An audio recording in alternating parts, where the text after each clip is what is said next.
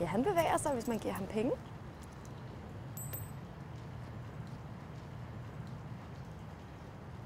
Nå, han vil nok have flere penge.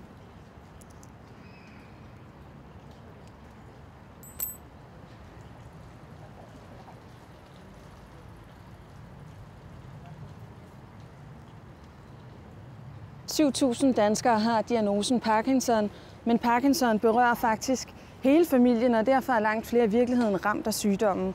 Parkinson handler ikke kun, som mange måske tror, om at ryste. En Parkinson-ramt kan fx også være fastfrosset i op til flere timer om dagen, ligesom personen her. Mange Parkinson-ramte oplever desværre, at der ikke er den store forståelse rundt omkring i befolkningen. Så hjælp os med at udbrede kendskabet til Parkinson. Vi skal spænde ben for sygdommen, og ikke for dem, der har den.